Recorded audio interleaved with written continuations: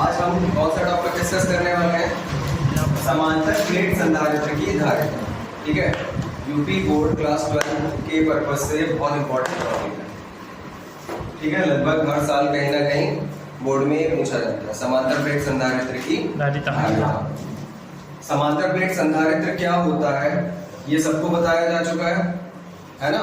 इसमें क्या होता है, दो प्लेटें होती हैं, चालक प्लेटें, जो एक दूसरे के कैसे रखी जाती हैं? समांतर। एक पर धनावेश होता है और दूसरे पर उतना ही ऋणावेश होता है। एक पर धनावेश होता है और दूसरे पर उतना ही ऋणावेश होता है। ठीक है, अब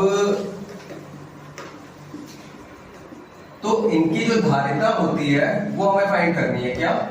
समांतर प्लेट संधारित्र की जो धारिता होती है C, वो फाइंड करनी है। वैसे C का एक फॉर्मूला बताया था। समांतर प्लेट संधारित्र की धारिता क्या होती है? C बराबर Q अपॉन V। अब यहाँ पे देखो Q बताया हमें और ये कहा है कि जो ये है, ये वाला सिरा पृथ्वी से जोड़ देते हैं ना, और ये जुड़ा रहता है स्वर्णपत्र विद्युतदर्शी से। चलो अभी हम यहाँ नहीं दिखा रहे। यहाँ प्लेटों के जो क्षेत्रफल है वो दिए हुए हैं तुम्हें। ये दो प्लेटें दी हैं यहाँ पे, समांतर प्लेट संधारित्र की दो प्लेटें हैं X और Y। एक पर प्लस Q आवेश है, दूसरे पर क्या है? उतना ही माइनस Q आवेश है। एक का क्षेत्रफल A है और दूसरी का क्षेत्रफल भी A है, मतलब एक बराबर की प्लेटें हैं दोनों आमने सामने। सही? जैसे हमारे दो हाथ हैं एक बराबर बिल्कुल, वैसे ही दो प्लेटें हैं एक बराबर बिल्कुल। तो इस संधारित्र की हमें धारिता फाइंड करनी है, जबकि इन दोनों प्लेटों के बीच की दूरी जो है वो कितनी है? Small d। तो पहले तो इस डायग्राम के बारे में लिख लेते हैं। सही है कि समांतर प्लेट संधारित्र जो हमें दिख रहा है इसे डिस्क्राइब कर लो। लिखो।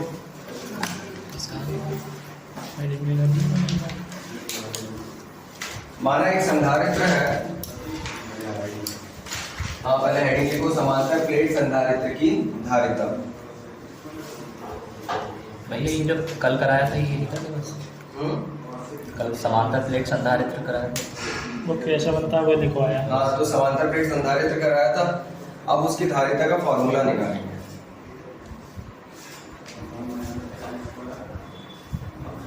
ठीक है, वो देखो जो तुमने पढ़ा था फॉर्मूला पहले भी पढ़ चुके हो। C बराबर क्या होता है? Q upon V। वो एक जनरल फॉर्मूला है। ठीक है, वो सारे संधारित्रों के लिए, चालकों के लिए, सभी के लिए यूजफुल है ना। वो C बराबर क्या होता है? Q upon V। वो सारे चालकों के लिए है, संधारित्रों के लिए है। ये एक जनरल फॉर्मूला है। कैसा फॉर्मूला है? अब एक स्पेसिफिक फॉर्मूला निकालना है हमें जो केवल इसके लिए ही हो। किसके लिए? समांतर प्लेट संधारित्र के लिए। किसके लिए हो? समांतर प्लेट संधारित्र के लिए हो। केवल एक ऐसा फॉर्मूला निकालना है जो केवल समांतर प्लेट संधारित्र के लिए हो। तो यहाँ हम समांतर प्लेट संधारित्र का फॉर्मूला निकालना है। C बराबर Q अपॉन V तो होता ही है। तो माना एक संधारित्र है जो प्लेटों X व Y से मिलकर बना है। प्लेटों X व Y से मिलकर बना है।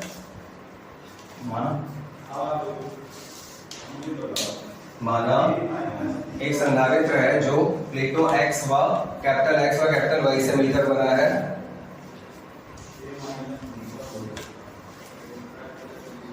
जिनमें से प्रत्येक का क्षेत्रफल कैपिटल A है। प्रत्येक का क्षेत्रफल कैपिटल A है। जिनमें से प्रत्येक का क्षेत्रफल कैपिटल A है।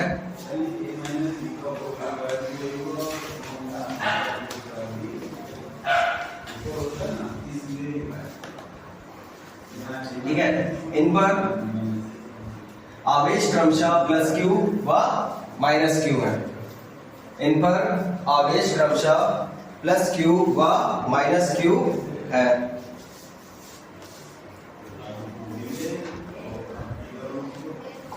इन पर आवेश क्रमशः प्लस Q व माइनस Q है।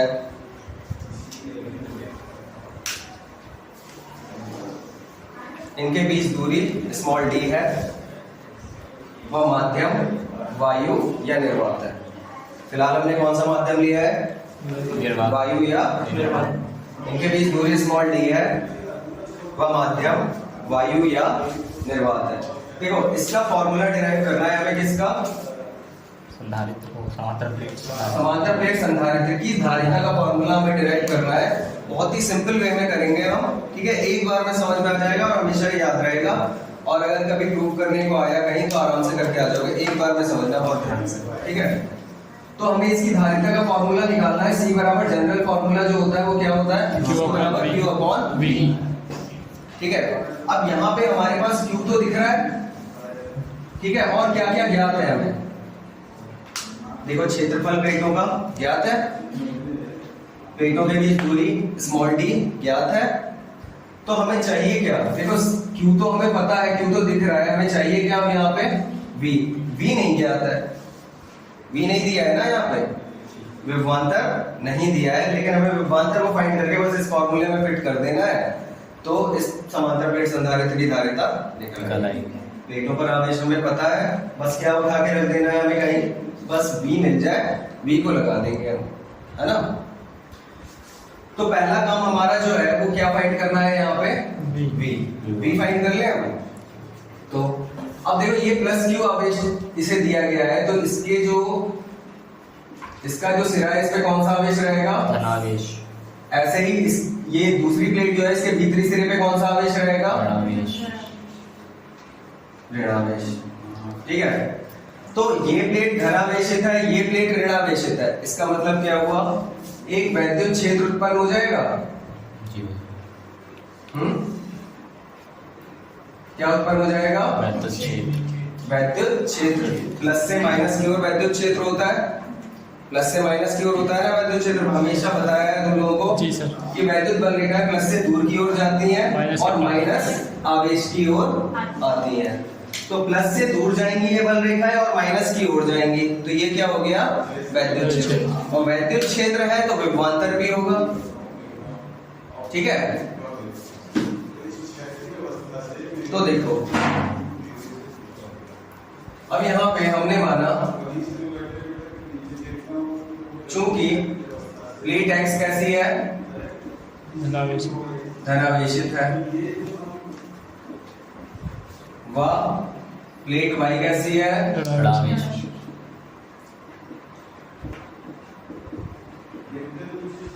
अतः दोनों प्लेटों के बीच एक वैद्युत क्षेत्र E होगा, है ना? जिस कारण विभवांतर V भी होगा।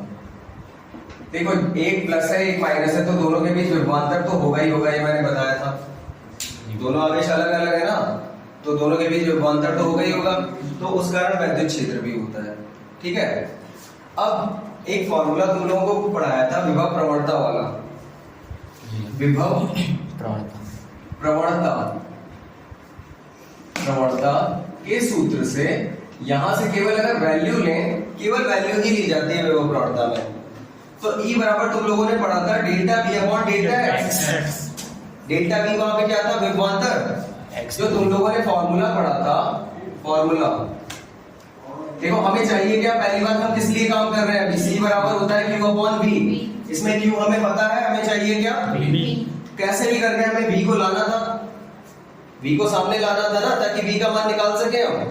विभवांतर V चाहिए हमें। विभवांतर कितना है इन दोनों प्लेटों के बीच? V। और वैद्युत क्षेत्र कितना है? E। तो फॉर्मूला जो तुम लोगों ने पढ़ रखा है ये मैं ऊपर लिख देता हूं, समझ लेना। हम समांतर प्लेट संधारित्र की धारिता निकाल रहे हैं और उसका फॉर्मूला होता है C बराबर Q अपॉन V। इसमें हमें Q पता है, हमें क्या चाहिए अभी? V। ये हमारे सामने क्वेश्चन है कि V पता लग जाए तो हम इस फॉर्मूले में लगा देंगे और हम समांतर प्लेट संधारित्र की धारिता निकाल देंगे।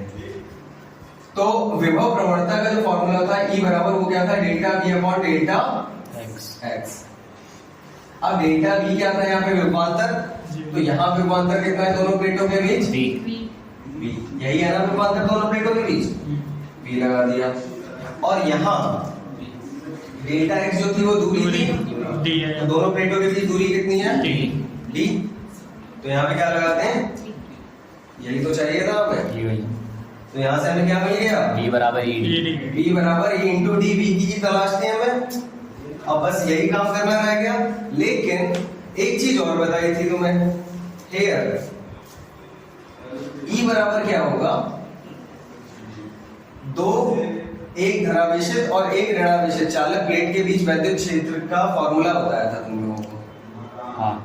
ठीक है, जब एक चालक प्लेट को धनावेशित और दूसरी चालक प्लेट को ऋणावेशित, तो इनके बीच में किसी बिंदु पर वैद्युत क्षेत्र की तीव्रता का फॉर्मूला क्या होता है? सिग्मा बराबर 2 epsilon not. Sigma upon epsilon not. पढ़ा था ना ये पढ़ा था, है ना? तो इन दोनों के बीच यानी कि वैद्युत क्षेत्र की तीव्रता जो है वो भी निकाली जा सकती है। हाँ। तो E बराबर क्या हो जाएगा? Sigma upon epsilon. Sigma upon epsilon not. और E बराबर और क्या रख सकते हैं हम? सिग्मा क्या होता है? आवेश पृष्ठ घनत्व जी। तो सिग्मा जो होता है QA। सिग्मा बराबर होता है Q अपॉन A। A। क्या? आवेश पृष्ठ घनत्व। पृष्ठ घनत्व। तो E की जगह पे क्या लगा सकते हैं हम अब? Q upon A। वो सिग्मा की जगह पे Q अपॉन A। तो ये हो जाएगा, सिग्मा की जगह पे रख दिया Q अपॉन A एप्सिलॉन और नॉट। एप्सिलॉन नॉट साथ में है। ठीक है, तो E की वैल्यू आ गई। अब देखो फर्स्ट है ये,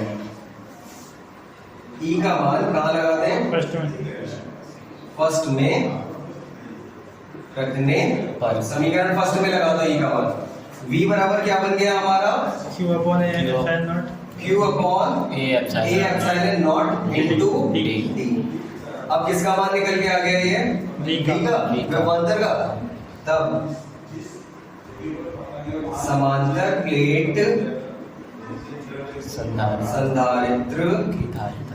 की धारिता। धारिता। फॉर्मूला तो तुम लोगों को पता है धारिता का, C बराबर Q अपॉन V। हमें बस क्या चाहिए था? V हमने कैसे निकाला? E बराबर लगाया, जो देखो वैद्युत क्षेत्र किसके बराबर होता है? विभव प्रवणता के। तो E बराबर हो जाएगा V अपॉन D। अब यहाँ से V की वैल्यू आ गई E इंटू D। फिर E की वैल्यू क्या होती है धनावेशित और ऋणावेशित प्लेट के बीच? Sigma upon epsilon naught. यहाँ सिग्मा क्या होता है? आवेश पृष्ठ घनत्व। आवेश पृष्ठ घनत्व लगा दिया, E का मान निकल के आ गया। तो E का मान कहाँ लगाया हमने? समीकरण फर्स्ट में। वहां से किसका मान निकल के आ गया? V का। ठीक है, अब संधारित्र की धारिता C बराबर Q अपॉन V हमने यहाँ लिखा है, V का मान लगाएंगे यहाँ पे। ठीक है, अब ये नोट करो फिर कराते हैं। तो देखो समांतर प्लेट संधारित्र की धारिता निकालनी थी हमें। C बराबर क्या होता है? Q upon V। Q पता था, V का मान हम निकाल रहे थे। अब V का मान यहाँ से E बराबर V अपॉन D से आया, V बराबर E इंटू D। अब यहाँ V बराबर E इंटू D जो आया, यहाँ E हमें दिया हुआ नहीं था। देखो हमें यहाँ फॉर्मूले में जो दी गई है, मतलब डायग्राम में जो दिया हुआ है वो क्या है? एक तो आवेश दिया हुआ है, क्षेत्रफल दिया हुआ, फिर क्षेत्रफल A दिया हुआ है प्लेटों का, और उनके बीच दूरी D दी गई है। ये हमने तुम्हें नोट कराया था। कहीं भी हमने जिक्र किया कि वैद्युत क्षेत्र E गिवन है? नहीं कहा कि E गिवन नहीं है, इसलिए हमें E को यहाँ से हटाना था। तो E का फॉर्मूला लगाया हमने, जब प्लस माइनस मतलब दो चालक प्लेटें होती हैं धनावेशित और ऋणावेशित, तो उनके बीच किसी भी बिंदु पर वैद्युत क्षेत्र बराबर क्या होता है? E बराबर सिग्मा अपॉन एप्सिलॉन, और सिग्मा बराबर होता है Q upon A। Q upon A लगाया, E का मान आ गया। E का मान हमने उठा के यहाँ लगाया, तो V का मान निकल आया। अब C बराबर होता है Q अपॉन V, बस सिंपल है, निकाल लेंगे।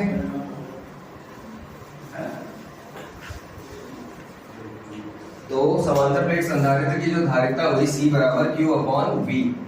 V का मान क्या था? Q upon A epsilon not into D। तो Q से Q कैंसिल हो जाएगा, C बराबर क्या हुआ? A एप्सिलॉन नॉट ऊपर चला जाएगा, यानी कि एप्सिलॉन नॉट A ऊपर चला गया अपॉन में D। नोट कर लो। अभी हम जो माध्यम लेके चले थे वो कौन सा था? वायु या निर्वात। हाँ, वायु या निर्वात। अब देखो यदि निर्वात के स्थान पर, निर्वात या वायु के स्थान पर कोई अन्य माध्यमों, ठीक है, माध्यम कुछ और भी हो सकता है ना, जिसका परावैद्युतांक माना K है, तब समांतर प्लेट संधारित्र की धारिता क्या हो जाएगी? एप्सिलॉन नॉट के ए अपॉन डी की धारिता, समांतर प्लेट संधारित्र की धारिता C K से दिखा देंगे।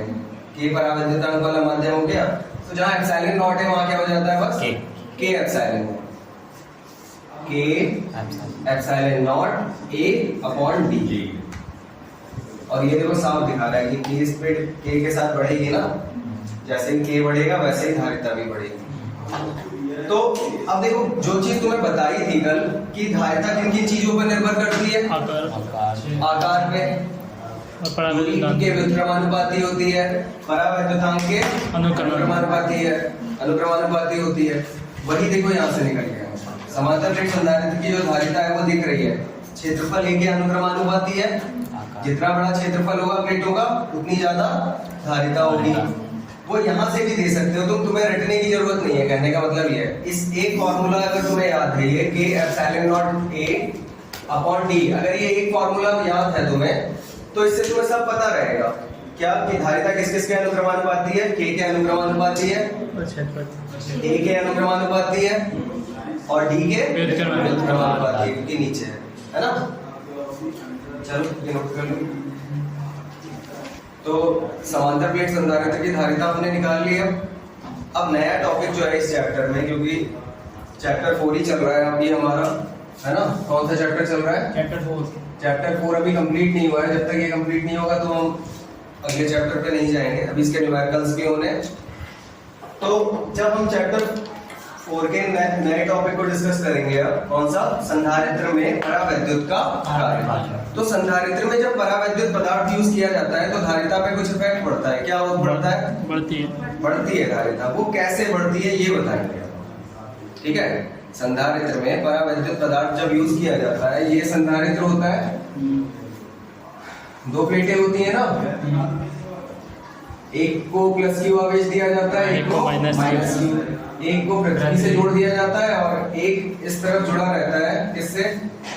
एक तो सोर्स से जुड़ा रहता है जो इसे आवेश देता है, और दूसरा स्वर्ण विद्युत दर्शी से, जो बताता है कि इस पे कितना विभव है, जिसकी पत्तियां बताती हैं कि कितना विभव है।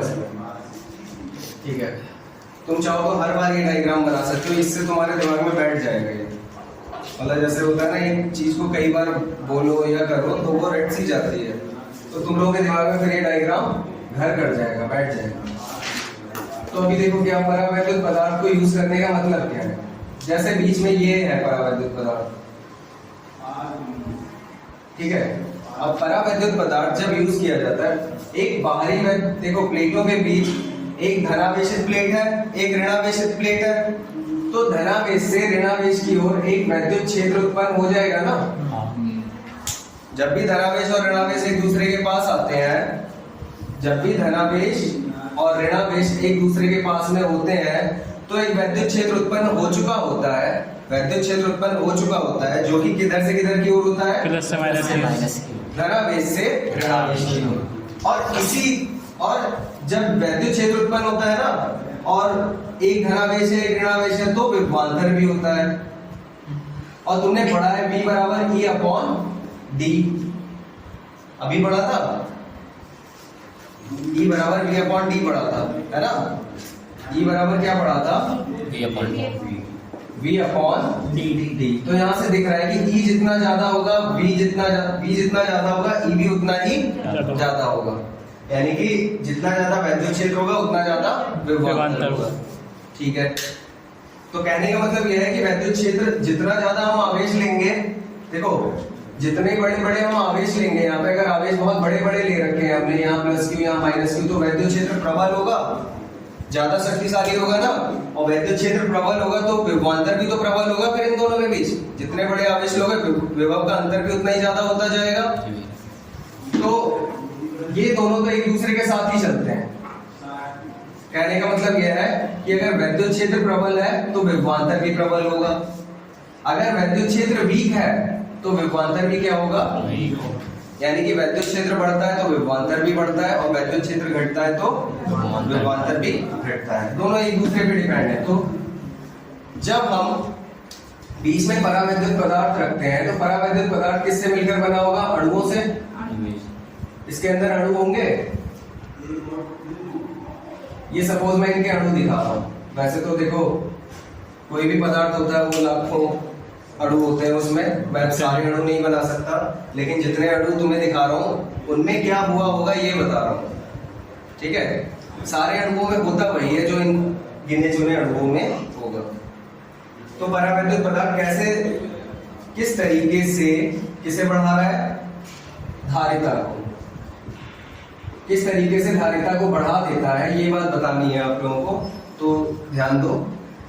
अब देखो क्या होता है, जब इसे वैद्युत क्षेत्र के बीच में रखा जाता है, किसे, परावैद्युत पदार्थ को, जब हम परावैद्युत पदार्थ को वैद्युत क्षेत्र के भीतर रखते हैं तो क्या होता है, इसके अणुओं में ध्रुवण होने लगता है। क्या होने लगता है, ध्रुवण। अब ध्रुवण क्या होता है, कोई भी अणु है उसमें सेंटर पे नाभिक होता है, परमाणु, जी भैया, अणु परमाणुओं से मिलकर बने होते हैं, है ना। और परमाणु कैसे बना होता है, सेंटर पे नाभिक होता है जिसपे धनावेश होता है, इलेक्ट्रॉन इसके चारों ओर घूमते रहते हैं। तो अब होगा क्या, ये इलेक्ट्रॉन जो होंगे, इन अणुओं के अंदर जो इलेक्ट्रॉन होंगे वो किस साइड भाग जाएंगे, धनावेश की ओर, और नाभिक किधर की ओर भागेगा, ऋणावेशित प्लेट की ओर, क्योंकि ये धनावेशित प्लेट है, दूर भी भगा रही होगी नाभिक को। तो सारे अणुओं में यही प्रक्रिया हो जाती है, क्या, जितने इलेक्ट्रॉन है वो भाग के किधर की तरफ आ जाते हैं, धनावेशित प्लेट की ओर, और नाभिक दूर भाग जाता है, क्योंकि ये धनावेशित प्लेट है तो नाभिक इससे दूर हटेगा। सारे अणुओं में यही हो जाएगा, जितने भी इलेक्ट्रॉन होंगे वो धनावेशित प्लेट की ओर आ जाएंगे और धनावेश किधर पहुंच जाएगा, ऋणावेश की ओर, ऋणावेशित प्लेट की ओर। इस घटना को क्या बोलते हैं, ध्रुवण। ध्रुवण, कि इलेक्ट्रॉन जो है वो धनावेशित प्लेट की ओर भाग जाए और जो नाभिक है वो ऋणावेशित प्लेट की ओर भाग जाए। तो एक सिरे पर ऋणावेश आ जाता है, एक सिरे पर धनावेश, इस घटना को बोलते हैं ध्रुवण। तो अब क्या होगा, देखो अब होता क्या है, इसमें जो परावैद्युत पदार्थ है उसका माइनस क्यू प्लेट के सामने का जो सिरा होगा उस पे क्या आ जाएगा, किनारे पे धनावेश, और प्लस क्यू प्लेट के सामने जो प्लस क्यू प्लेट होती है, इसे सपोज हमने एक्स नाम दे दिया, इसे वाई, तो प्लेट एक्स के सामने जो धनावेशित है उसके जस्ट सामने कौन सा सिरे पे क्या इकट्ठा हो जाएगा, ऋणावेश। तो धनावेशित प्लेट के सामने इकट्ठा हो जाता है ऋणावेश, है ना, और ऋणावेशित प्लेट के सामने क्या इकट्ठा हो जाता है, धनावेश। तो जब ये सिरा धनावेशित हो गया और ये सिरा कैसा हो गया, ऋणावेशित, लेकिन टोटल आवेश अब भी वैद्युत, जो भी परावैद्युत पदार्थ है उसका टोटल आवेश क्या रहता है, शून्य, क्योंकि सारा धनावेश और ऋणावेश है तो अंदर ही, ओवरऑल इफेक्ट तो जीरो रहेगा, कहीं गया थोड़ी है, इलेक्ट्रॉन निकल के कहीं नहीं गए, सही है, इलेक्ट्रॉन निकल के कहीं नहीं गए, सारे उसके अंदर ही है परावैद्युत पदार्थ के, ना नाभिक कहीं गया, सब वही है। तो ओवरऑल जो वैद्युत क्षेत्र है, ओवरऑल जो आवेश है वो कितना रहता है, शून्य। लेकिन क्योंकि परावैद्युत पदार्थ में इलेक्ट्रॉन इस सिरे पर आ जाते हैं और इस ओर क्या विस्थापित हो जाता है, नाभिक, तो परावैद्युत पदार्थ के अंदर जो धनावेशित प्लेट है उसके सामने का सिरा कैसा हो जाता है, ऋणावेशित, और जो ऋणावेशित प्लेट है उसके सामने का सिरा क्या हो जाता है, धनावेशित। तो अब क्या, इस सिरे पर धनावेश आ गया, इस सिरे पर ऋणावेश आ गया, तो धनावेश से ऋणावेश की ओर एक और वैद्युत क्षेत्र उत्पन्न हो जाएगा ना। हाँ, परावैद्युत पदार्थ के अंदर भी एक वैद्युत क्षेत्र उत्पन्न हो जाएगा, क्योंकि ये सिरा धनावेशित है परावैद्युत पदार्थ का और ये सिरा ऋणावेशित है, तो इसके अंदर भी एक वैद्युत क्षेत्र उत्पन्न हो जाएगा। और ये कैसा होगा, प्लेटों पर जो वैद्युत क्षेत्र कार्य कर रहा है उसका विरोधी होगा, ये विरोध में है ना। हाँ, क्योंकि प्लस इधर है, माइनस उधर। हाँ, क्योंकि यहाँ ये इसकी दिशा जो है वो विपरीत होगी, किसके, जो पहले वैद्युत क्षेत्र लगा हुआ था उसके विपरीत दिशा में होगा। तो ये जो है इस ई डैश जो है वो ई को कम कर देगा क्योंकि विपरीत दिशा में काम कर रहा है, तो ई को घटा देगा। जब वैद्युत क्षेत्र ई को घटाएगा तो विभव बी घट जाएगा, और विभव घटेगा तो पत्तियों का प्रसार कम हो जाएगा। वही विभव पे लाने के लिए और अधिक आवेश दिया जा सकता है ना। और अधिक आवेश दोगे तो धारिता बढ़ जाएगी। ठीक है, कुल मिला के विभव कम करना होता है, वो विभव कम कर दिया इसने। क्यों? एक वैद्युत क्षेत्र उत्पन्न कर दिया जो कि पहले वाले जो बाहरी वैद्युत क्षेत्र है, प्लेटों के कारण उत्पन्न वैद्युत क्षेत्र है, उसके विपरीत है। तो ये वाला वैद्युत क्षेत्र जब इसके विपरीत है तो इसके प्रभाव को कम करेगा, इसके प्रभाव को कम करेगा तो ई का मान घटेगा, तो विभव v का मान भी घटेगा। विभव v का मान घटेगा तो क्या होगा? पत्तियों का घटाव कम हो जाएगा। हाँ, कम हो जाएगा, और फिर उसी विभव पे लाने के लिए और अधिक आवेश देना पड़ेगा। दिया जा सकता है। किसे? प्लेट X को, जिसपे प्लस क्यू आवेश है, इसे और अधिक आवेश दिया जा सकता है। और अधिक आवेश दोगे तो धारिता बढ़ गई या नहीं, है ना। सिंपल है। चलो ठीक है, अब इसे नोट कर लेंगे। तो परावैद्युत किस तरीके से धारिता को बढ़ाता है ये बताया हमने। परावैद्युत पदार्थ जब बीच में रखा जाता है तो उसके अंदर ध्रुवण हो जाता है। ध्रुवण के कारण ये सिरा नेगेटिव हो जाता है और ये सिरा पॉजिटिव। तो पॉजिटिव से नेगेटिव की ओर एक वैद्युत क्षेत्र उत्पन्न हो जाता है जो प्रारंभिक वैद्युत क्षेत्र का विरोध करता है। तो प्रारंभिक वैद्युत क्षेत्र को वो कर देता है कम, और उसके साथ ही इसका जो प्लेटों के बीच विभवांतर है और यहाँ जो विभव है वो क्या हो जाता है? कम। तो और अधिक आवेश दिया जा सकता है फिर प्लेट को उसी विभव पे लाने के लिए, धारिता बढ़ जाती है। तो नोट कर लो।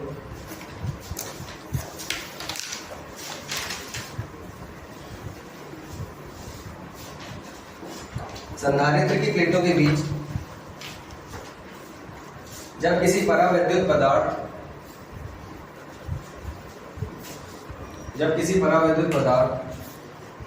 को रखा जाता है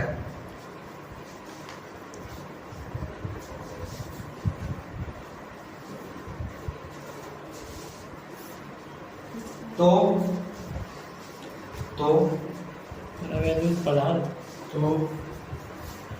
परावैद्युत पदार्थ को रखा जाता है तो परावैद्युत पदार्थ के अणुओं में ध्रुवण हो जाता है। ध्रुवण बताया था क्या होता है? ऋणावेश इलेक्ट्रॉन जो है वो धनावेशित प्लेट की ओर भाग जाएंगे। इलेक्ट्रॉन देखो परमाणु कैसे बना होता है? बीच में नाभिक होता है, उसके चारों ओर क्या भ्रमण कर रहे होते हैं? इलेक्ट्रॉन। तो ये इलेक्ट्रॉन जो है वो किधर की ओर भागने लगते हैं? धनावेश की ओर आ जाते हैं भाग के। और ये जो नाभिक है ये दूर हट जाता है उससे, ठीक है। तो धनावेश इस तरफ आ गया, ऋणावेश इस तरफ आ गया, वही चीज दिखाई है देखो, ऋणावेश और धनावेश। नाभिक इधर भाग जाएगा, इलेक्ट्रॉन इधर आ जाएंगे। तो इसे बोलते हैं ध्रुवण। ध्रुवण क्या लिखा था? ध्रुवण हो जाता है अणुओं में ध्रुवण हो जाता है, जिस कारण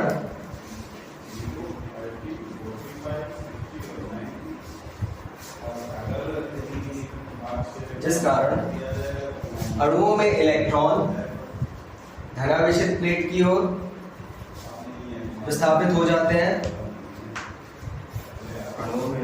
इलेक्ट्रॉन धनावेशित प्लेट की ओर विस्थापित हो जाते हैं, वह नाभिक ऋणावेशित प्लेट की ओर।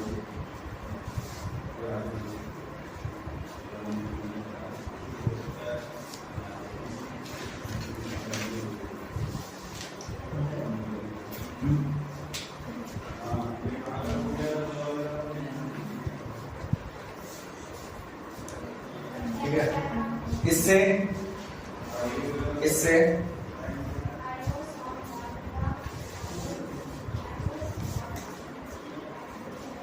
परावैद्युत पदार्थ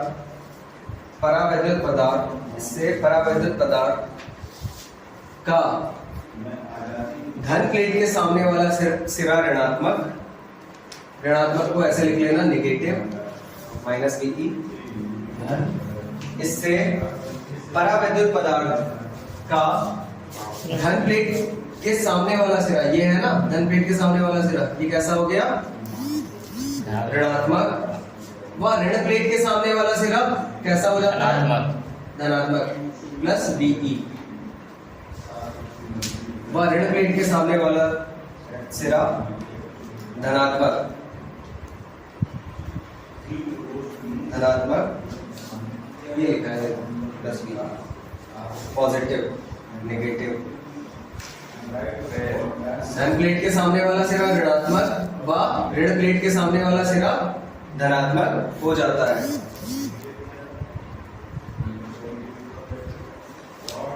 जिससे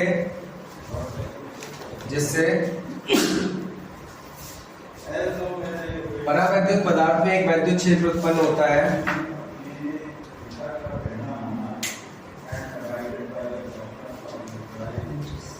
जिससे परावैद्युत पदार्थ में एक वैद्युत क्षेत्र उत्पन्न होता है जो बाह्य वैद्युत क्षेत्र का विरोध करता है, जो बाह्य वैद्युत क्षेत्र का विरोध करता है।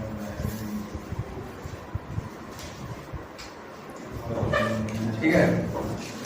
इस प्रकार बाह्य वैद्युत क्षेत्र कैपिटल ई के मान में कमी हो जाती है।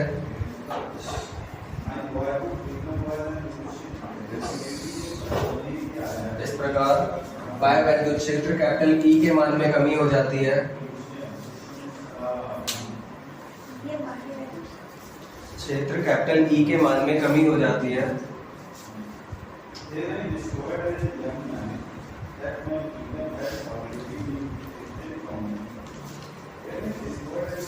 जिससे उसका विभव कम हो जाता है।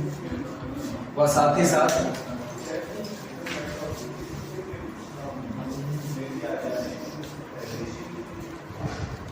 धन प्लेट का विभव गिर जाता है। साथ ही साथ धन प्लेट का विभव गिर जाता है जिससे उसकी धारिता बढ़ जाती है। धन प्लेट का विभव गिर जाता है जिससे उसकी धारिता बढ़ जाती है। ठीक है, कोई बात नहीं कर। धन प्लेट का विभव गिर जाता है जिससे उसकी धारिता बढ़ जाती है। धारिता बढ़ जाती है। हाँ, बढ़ ही जाती है। आवेश देगा तो बढ़ेगी। विभव गिर जाएगा तो आवेश और अधिक कलेक्ट कर सकते हैं ना। ठीक है, कंप्लीट हो गया आज का।